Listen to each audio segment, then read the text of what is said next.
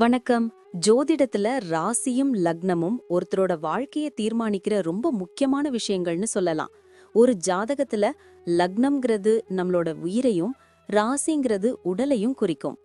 ஆமாங்க. நம்ம பிறக்கறப்ப கிழக்கு திசையில எந்த ராசி தெரியுதோ அதுதான் நம்மளோட லக்னம். இது 2 மணி நேரத்துக்கு ஒரு தடவை மாறும். அதனால ஒரு நாளைக்கு 12 லக்னங்கள் மாறி மாறி வரும். அதனால தான் லக்னம் ரொம்ப துல்லியமான தகவல்களை கொடுக்குன்னு சொல்றாங்க. சரியா சொன்னீங்க.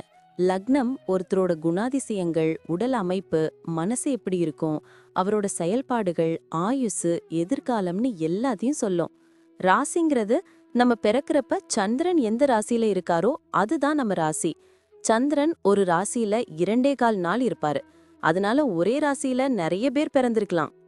சந்திரன் மனசுக்கு அதிபதின்னு சொல்றதால ராசி நம்மளோட மனநிலை, எண்ணங்கள், உணர்வுகளை பத்தி சொல்லும். தினமும் பார்க்குற ராசி பலன் கூட இந்த சந்திர ராசியை வச்சு தான் சொல்லுவாங்க. ஜோதிட ரீதியா பார்த்தா லக்னம் தான் ஒருத்தரோட முழு வாழ்க்கையும் தீர்மானிக்கிற முக்கிய காரணி.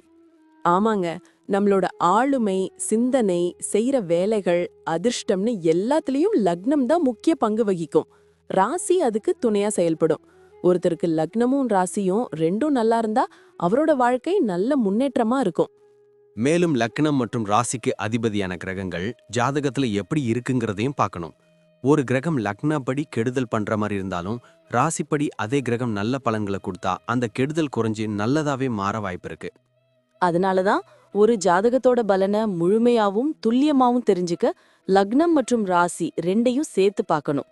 இப்போ நாம ஒவ்வொரு ராசி மற்றும் லக்னக்காரர்களோட தனித்தன்மைகள், அவங்க வாழ்க்கையில நடக்கிற முக்கியமான விஷயங்களை பத்தி விரிவா பார்க்க போறோம். இந்த பதிவை முழுசா பார்க்கறதுக்கு முன்னாடி நீங்க இன்னும் நம்ம சேனலை சப்ஸ்கிரைப் பண்ணலன்னா இப்பவே சப்ஸ்கிரைப் பண்ணிக்கோங்க. பக்கத்துல இருக்கிற பெல் பட்டனையும் கிளிக் பண்ணி வைங்க. அப்போதான் நம்ம போடுற ஒவ்வொரு புது பதிவும் உங்களுக்கு உடனே தெரியும். சரி வாங்க, இனி வீடியோக்குள்ள போகலாம். என்னப்பா, என்னோட ஜாதகத்தை பார்த்துட்டு ஏதோ டபுள் தனுசு அப்படின்னு சொன்னியே, அதுக்கு என்ன அர்த்தம்? கொஞ்சம் விளக்கமா சொல்ல. ஆமாம்பா, உனக்கு லக்னமும் தனுசு, ராசியும் தனுசு. அப்படின்னா உன் ஜாதகத்துல குரு பகவானோட ஆதிக்கம் ரொம்ப அதிகம்னு அர்த்தம். சிம்பிளா சொல்லணும்னா நீ ஒரு நடமாடும் என்சைக்ளோபீடியா. உன்கிட்ட இல்லாத அறிவே இல்லைன்னு சொல்லலாம். உன்னோட அந்த கம்பீரமான தோற்றமும் கனிவான பேச்சும் மத்தவங்களை ஈஸியா கவர்ந்திடும். ஆனா எனக்கு சில நேரம் கோபம் வந்தா கண்ட்ரோல் பண்ண முடியலையே, அது ஏன்? அது கோபம் இல்லப்பா, அது உன்னோட நேர்மை. தனுசுனாலே வில்லம்பு தானே சின்னம். உன் மனசுல ஒன்னு வச்சுக்கிட்டு வெளியே ஒன்னு பேச தெரியாது. எதையும் ஓப்பனா பேசிடுவ. தர்மத்துக்கு கட்டுப்பட்டு நடக்கிறதால தப்பு நடக்கிற இடத்துல உன் அம்பு மாதிரி வார்த்தைகள் வேகமா வரும். இதனாலேயே உனக்கு ஒரு கௌரவமான ஃப்ரெண்ட் சர்க்கிள் இருக்கும். என் ஃபேமிலி விஷயத்துல நான் எப்படி இருப்பேன்னு நினைக்கிறேன்?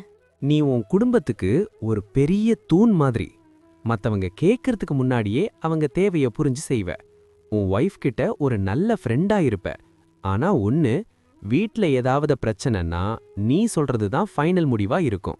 ஏன்னா நீ நியாயமா தான் பேசுவேன்னு உன் குடும்பத்துக்கே ஒரு நம்பிக்கை இருக்கு. உன் உடன் பிறந்தவங்க கூட அப்பப்போ சின்ன சண்டை வந்தாலும் அவங்களுக்கு ஒரு கஷ்டம்னா நீ தான் ஆளா நிப்ப. பிசினஸ் பண்ணலாமா இல்ல வேலைக்கே போயிடலாமா? உண்மைய சொல்லணும்னா நீ யாருக்கிட்டையும் அடங்கி வேலை செய்யற டைப் கிடையாது. உனக்கு அட்வைஸ் பண்றது, சொல்லி கொடுக்கறது, சட்டம், பேங்கிங் இதெல்லாம் சூப்பரா செட் ஆகும். நீ ஒரு கம்பெனியில மேனேஜரா இருந்தா கூட அங்க உன்னோட பேச்சுக்கு ஒரு தனி மதிப்பு இருக்கும். முடிஞ்ச வரைக்கும் சொந்தமா பிசினஸ் பண்றது தான் உனக்கு கௌரவம். ஆனா ஒன்னு, லாபத்தை விட நியாயத்துக்கு தான் முக்கியத்துவம் கொடுப்ப. அதனாலேயே உன் மேல கஸ்டமர்ஸுக்கு பெரிய நம்பிக்கை வரும். காசு பணம் எப்படி வரும்? சேமிக்க முடியுமா? குருவோட அருள் இருக்கிறதால உனக்கு வருமானம் பல வழிகள்ல வரும். ஆனா நீ தர்ம பிரபுவாச்சே, மத்தவங்களுக்கு உதவுறதுக்கும் கோயில் காரியங்களுக்கும் தாராளமா செலவு பண்ணுவ. நிலம், வீடு மேல இன்வெஸ்ட் பண்ணு.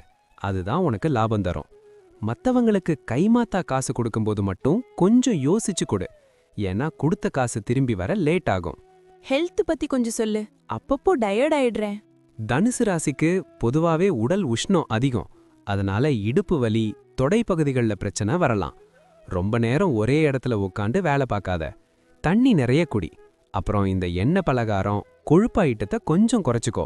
ஏன்னா லிவர் சம்பந்தமான விஷயத்துல நீ கவனமா இருக்கணும். டெய்லி ஒரு 10 நிமிஷம் மெடிடேஷன் பண்ணு. உன் மனசு இன்னும் அமைதியாகும். என் பசங்க பத்தி ஏதாவது சொல்லேன். உன் பசங்க உன்னையே மிஞ்சிற அளவுக்கு அறிவாளியா இருப்பாங்க.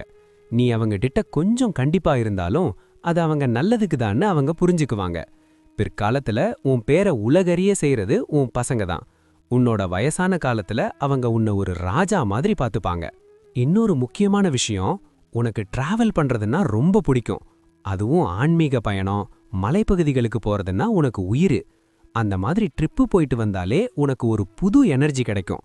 உனக்கு உள்ளுணர்வு ரொம்ப அதிகம். ஏதாவது தப்பு நடக்க போகுதுன்னா உன் மனசு முன்னாடியே சொல்லிடும். கரெக்டா சொன்னப்பா. அப்படியே நடக்கிற மாதிரி தான் எனக்கும் தோணுது. தனுசுல பிறக்கிறதே ஒரு gift தான். நீ மத்தவங்களுக்கு ஒரு நல்ல வழிகாட்டியா இருப்ப. எதை பத்தியும் கவலைப்படாத.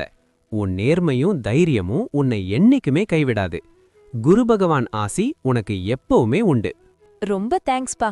மனசுக்கு ரொம்ப நிம்மதியா இருக்கு. நன்றி. நான் இப்போ சொன்ன விஷயங்கள் எல்லாம் பொதுவான பலன்கள் மட்டும்தான்.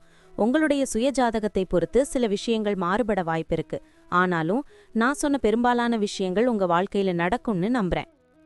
இந்த வீடியோ உங்களுக்கு பிடிச்சிருந்துச்சுன்னா நான் அடுத்து பாகம் 2 எடுக்க தயாரா இருக்கேன். பாகம் 2 வேணும்னா பாகம் 2ன்னு டைப் பண்ணுங்க. நிறைய நண்பர்கள் பாகம் 2 கேட்டா சீக்கிரமே பாகம் 2 வீடியோவை பதிவு செய்றேன். இந்த வீடியோ உங்களுக்கு பிடிச்சிருந்தா லைக் பண்ணுங்க, ஷேர் பண்ணுங்க, நம்ம சேனலை சப்ஸ்கிரைப் பண்ணுங்க, பக்கத்துல இருக்கிற ஆல் பட்டனை கிளிக் பண்ணி வச்சுக்கோங்க. அப்போதான் நாங்க போடுற வீடியோக்கள் உங்களுக்கு உடனுக்குடன் நோட்டிஃபிகேஷனா வரும். உங்களுடைய எதிர்கால வெற்றிக்கு என்னுடைய வாழ்த்துக்கள். நன்றி. வாழ்க வளமுடன்.